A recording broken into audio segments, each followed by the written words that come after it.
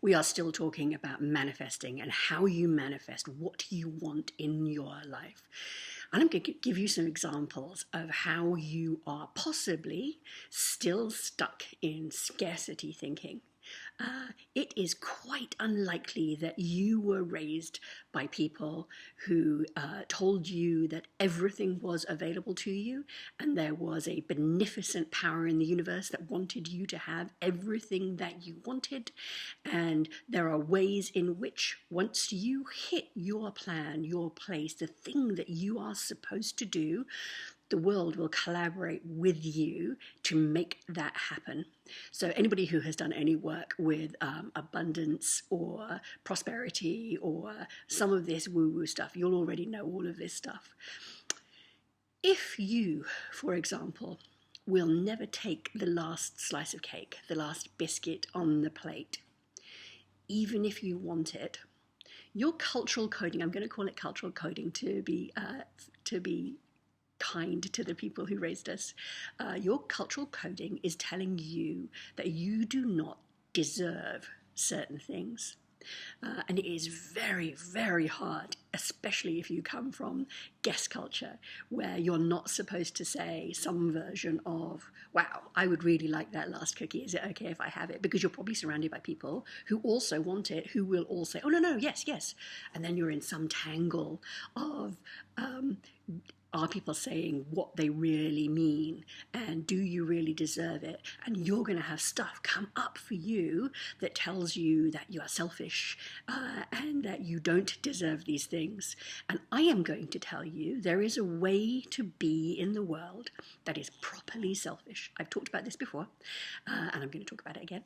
So there is a way in which you can be properly selfish and have what you want. But what you have to do for it not to turn on you is to do it with gratitude. Turns out that this is a powerful force in the universe. So when you say, I'd really like the last bourbon, whatever it is, I'd really like the last custard cream. I myself don't like custard cream. I'd really like the last chocolate digestive. Then when someone says, yeah, go ahead, don't put yourself into their mind and think, oh, I know that they wanted it. Go to, thank you. And then enjoy. The more gratitude and joy you bring to what comes to you, the more stuff comes to you. I mean, don't be a dick about it, right? Oh, shoot, now this is not going to be suitable for children. All right, anyway. I'll mark that there is not great language in here. All right, so first up, you need to, in your plan, work out what it is you want. Then you need to reach for what you want. And you need to negotiate in good faith for what you want.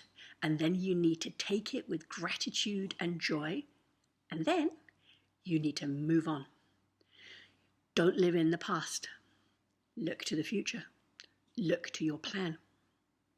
So you've written down your plan. You've spoken your plan out loud to somebody that you trust. They might not say what you want to hear. They might not say, go for it. Absolutely. One of the terrible things that happens for writers is that people believe that you either can or can't write, that you either are or are not a writer.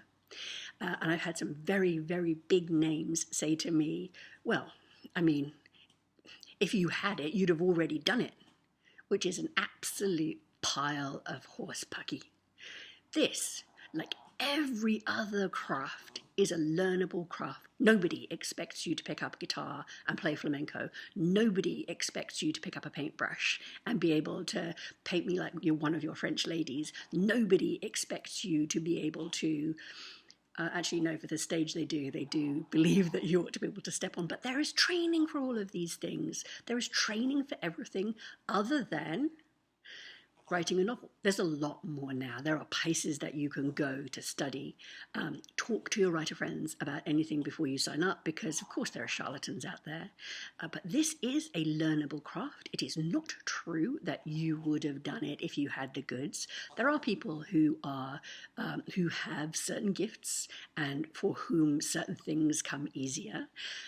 But if this is what you want to do, this is something that you can learn, and every book that you write will be better than the last, and you can keep learning how to make them better and better. And we're going to talk about how to get inside the brain and stay inside the brain and make your novel unputdownable. All right, you've written your plan, you've spoken your plan out loud, you've listened to yourself, you've listened to a reaction, you've reprogrammed your brain so your brain is saying something else. And now what you've got is some form, you're starting to form a mantra for yourself. I'm enough, I'm good enough, I can do this, I am doing this. One of the things that I recommend regularly is The Artist's Way. This is superb. I stopped. My depression got bad enough in the last year. You can hear Sass in the background if you can hear grunting. That's the soundtrack of my life at the moment. She grunts for hours. So Artist's Way, there are two parts to her program. One is morning pages and the other is the artist's state. Morning pages, you write 3 pages in the morning before your day has really begun to get the crap out. So I'm going to tell you one of the things that happened for me. This is what my morning pages looked like in 2010. This is what they looked like. Look at how neat they are. Oh, I don't want to leave them up too much because I know somebody will stop, and it's supposed to be private.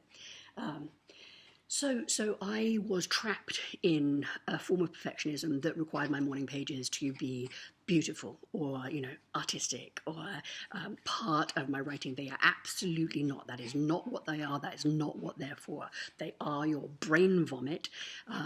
And one of the things that I had to get over as a writer is my own perfectionism, because perfectionism is the enemy of done. I still have extraordinarily high standards.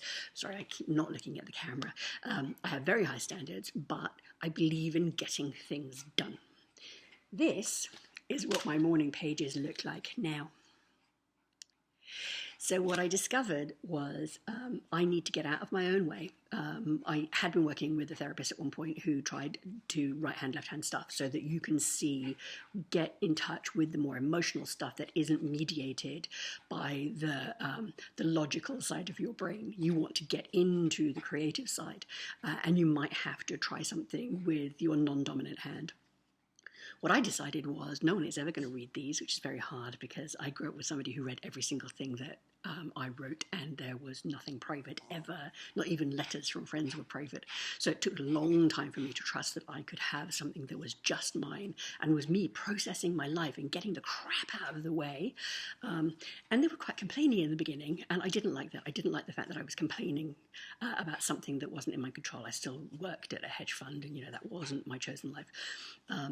And so I decided to change one of my 3 pages, you write 3 pages longhand, one of my pages into a magnetizing page, magnetizing what it is I want.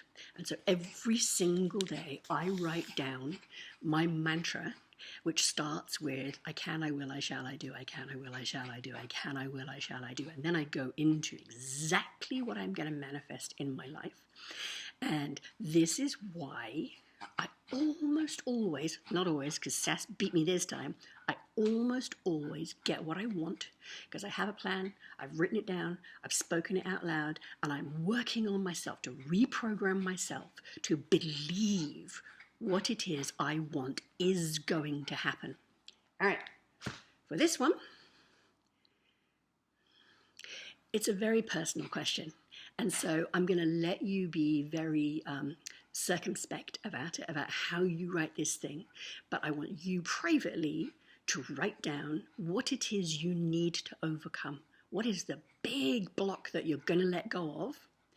And in the next video, we'll talk about how you turn that negative thing into a positive thing. Write down, I've worked out what my negative thing is. That's all I need. If you want to tell me, you can tell me, but I realize that's a very big ask in a public forum. All right, here we go. On to the next one.